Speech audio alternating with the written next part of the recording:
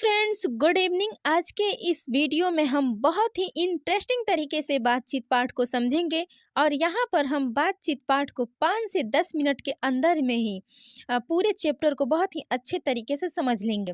Simple सी बात है, मतलब कि आपने अभी तक कुछ भी अगर पढ़ाई नहीं किया हो और बातचीत पाठ को अच्छे से समझना चाहते हो तो ये वीडियो आपके लिए बहुत ही ज़्यादा लाभदायक है। अगर आप इस वीडियो को देखोगे तो बातचीत पाठ आपके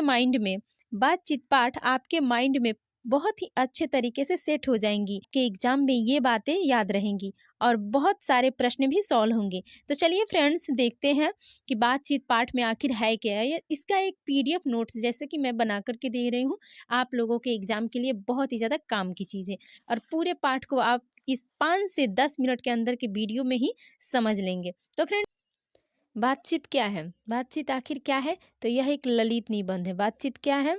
तो यह एक ललित निबंध है। क्या है? यह एक निबंध है, ललित निबंध है, जो कि किसके द्वारा लिखा गया है? तो बालकृष्ण भट्ट जी के द्वारा। किसके द्वारा लिखा गया है? तो बालकृष्ण भट्ट जी के द्वारा। किसके द्वारा लिखा गया है?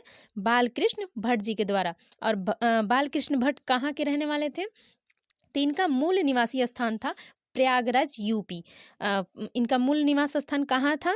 तो इलाहाबाद, उत्तर प्रदेश में, जिसका नया नाम क्या पड़ गया है? तो प्रयागराज। क्या पड़ गया है? तो प्रयागराज, जहाँ की ये रहने वाले थे। प्रयागराज यूपी के, उत्तर प्रदेश के। ठीक है। इनका जन्म, जितने भी आपके एग्जाम में रिलेटेड इससे प्रश्न बनते हैं बातचीत पाठ से, उसको हम आज इस वीडियो में कवर कर लेंगे और ज़्यादा वीडियो लंबा नहीं होगा, बहुत शॉर्टकट होगा। ठीक है, तो चलिए फ्रेंड्स देखते हैं इनका जन्म कब हुआ था। तो इनका जन्म 23 जून 1844 ईस्वी को। इनका जन्म कब हुआ था? तो 23 जून 1844 ईस्वी को। और इनका निधन कब हुआ था? तो 20 जुलाई 1914 को। कब हुआ था? तो 20 जुलाई 1914 को। आप याद रखिएगा, हो सकता है आपके प्रश्न पूछ दे। इनका जन्म कब हुआ था? तो 23 जून 1844 को। और इनका निधन कब हुआ था? तो 20 जुलाई 1914 को। ठीक है, इससे प्रश्न बन सकते हैं आपके एग्जाम में। ठीक है, बातचीत क्या है? बातचीत आखिर क्या है? तो बात करने की शैली है। बातचीत आखिर पाठ में क्या बताया गया है? तो बात करने की शैली को, जिसमें बताया गया है कि सबसे उत्तम तरीका क्या है? तो सबसे उत्तम तरीका है अवाक होकर खुद से बात करना।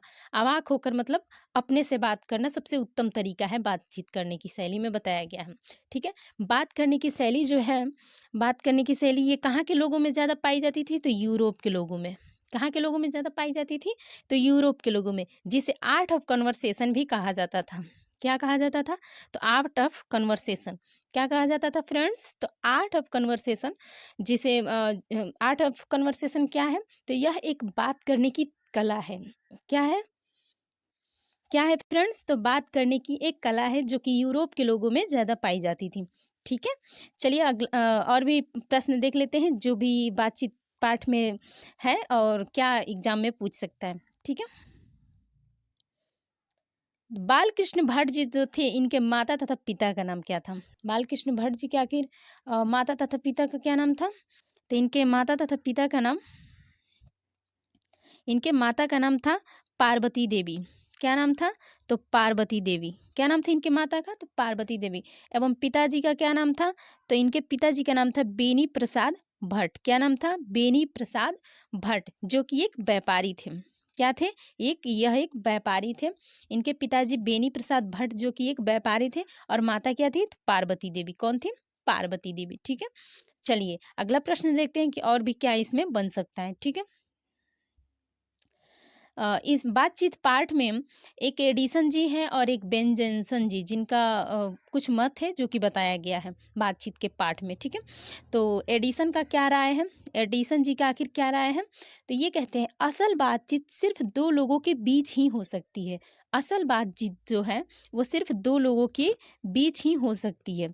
कहा जाता है ना, जैसे दो लोगों के बीच ही हो सकती है असल बातचीत, और जैसे ही तीसरे आदमी के कान में कोई बात जाती है तो वो मतलब फैल जाती है। दो लोगों की बातचीत जो भी होगी वो तो स्थिर रहेगी, वो मतलब वहीं पे रहेगी और कहीं नहीं जाएगी। लेकिन जैसे ही तीसरे के बीच अगर बातचीत होती है, तीन लोगों के बीच अगर बातचीत होती है, तो वो समझिए फैल जाती है, वो तो किसी तरीके से फैल जाती है। ठीक है, मतलब 6 कानों की बात कभी भी स्थिर नहीं रहती, वो फैल ही जाती है। मतलब कितने लोग? 3 लोग। एक आदमी के कितने कान होते हैं? 2 कान, यानी 2 आदमी के कितने हुए? तो 4। और जैसे ही कोई तीसरा एंट्री किया, तो उसके कितने हो गए? तो कितने कान हो गए? तो 6 कान, और 6 कानों की बात कभी स्थिर नहीं रह सकती, ठीक है? तो 2 लोगों की कितने कान हुए? 4। 4 कानों की बात तो स्थिर रह सकती है, लेकिन ज 6 कानों की बात कभी भी स्थिर नहीं रह सकती है, तो यही बताया गया है, ठीक है? एडिसन जी का क्या राय है? तो ये कहते हैं असल बातचीत सिर्फ 2 लोगों के बीच ही हो सकती है, ठीक है? और एक बेन जॉनसन जी हैं, बेन जॉनसन जी का राय है कि बोलने से ही मनुष्य का साक्षात्कार होता है। ये कहते हैं कि बोलने से ही मनुष्य का साक्षात्कार होता है। क्या होता है? साक्षात्कार होता है। ये कहते हैं बोलने से ही मनुष्य का साक्षात्कार होता है। जैसे में जब तक कोई बोलेगा नहीं तब हम उसको जानेंगे नहीं। जब तक कोई अगर चुपचाप बैठा रहता है तो हम उसके बारे में कुछ नहीं जानते, और जैसे ही वो बोलना स्टार्ट करता है, जैसे ही कुछ वो बोलता है, कुछ भी बोलता है, तो हम उसके बारे में बहुत सारी चीज़ जानने लगते हैं। तो ये कहते हैं कि बोलने से ही मनुष्य का साक्षात्कार होता है, ठीक है? और भी इससे एक प्रश्न है, जैसे कि बातचीत पाठ में आचार्य रामचंद्र शुक्ल जी ने बालकृष्ण भट्ट को निबंध में एडिसन और स्टील की श्रेणी में रखे थे। किस में रखे थे? तो आचार्य रामचंद्र शुक्ल जो है बालकृष्ण भट्ट को निबंध में एडिसन और स्टील की श्रेणी में रखे थे। किस में रखे थे? तो एडिसन और स्टील की श्रेणी में रखे थे, ठीक है फ्रेंड्स? एडिसन और स्टील की श्रेणी में रखे थे आचार्य रामचंद्र शुक्ल जी बालकृष्ण भट्ट को। अगर आप इतना प्रश्न कर लेते हैं बातचीत पाठ में, तो बस इतना ही है और कुछ है नहीं ज़्यादा। इतना ही बताया गया है कि बातचीत पाठ में आखिर क्या है। एक पीडीएफ है आपके लिए, बहुत ही ज़्यादा मतलब लाभदायक होगी। जैसे कि कहा जाता है, एडिसन जी कहते हैं कि असल बातचीत सिर्फ 2 लोगों के बीच हो सकती है। इसमें यही बताया गया है कि 2 लोग, जब 2 लड़कियाँ मिलती हैं तो किस प्रकार से बात करती है, जब 2 लड़के मिलते हैं तो किस प्रकार से बात करते हैं, और जब 2 बूढ़ी बूढ़ी औरतें मिलती है तो आखिर वो किस प्रकार की बातचीत करती हैं। और कुछ नहीं है ज़्यादा इसमें। एक प्रश्न और है इसमें, चलिए उसको देख लेते हैं। रबिन्सन क्रूसो जी, ये तो छूट रहा था, एक प्रश्न है। रबिन्सन क्रूसो जिसे 16 वर्ष तक मनुष्य का मुख देखने को नहीं मिला था, ये 16 वर्ष के बाद ही मनुष्य का मुख देखे थे। कितने वर्ष के बाद देखे थे? तो ये 16 वर्ष के बाद। मनुष्य का मुख कब देखे थे ये? तो 16 वर्ष के बाद ये इन्होंने मनुष्य का मुख देखा, ठीक है? नहीं तो ये किसके बीच रहे थे? तो ये जैसे जंगलों में अ, जानवरों के बीच रहे थे, कुत्ता बिल्ली आदि जानवरों के बीच ही 16 वर्ष तक रहे थे, और 16 वर्ष के उपरांत इन्होंने मनुष्य का मुख देखा, तो समझा हाँ, हम तो अब इंसान की दुनिया में आ गए। अगर आप ऐसे ही वीडियो चाहते हैं तो हमारे चैनल को लाइक कीजिए, सब्सक्राइब कीजिए, और अपने दोस्तों के पास ज़्यादा से ज़्यादा शेयर कीजिए, ताकि हम ऐसे ही वीडियो आपके लिए हमेशा ला सके, डेली बाय डेली। तो फ्रेंड्स चलिए, आज का हमारा यही टॉपिक समाप्त होता है। मिलते हैं फिर नेक्स्ट वीडियो में, तब तक आप सभी हंसते रहे, मुस्कुराते रहे, और खूब मन लगा करके अपनी पढ़ाई करते रहें। वीडियो पसंद आए तो लाइक ज़रूर कीजिएगा, और अपने दोस्तों के पास ज़्यादा से ज़्यादा शेयर कीजिएगा। Thank you so much.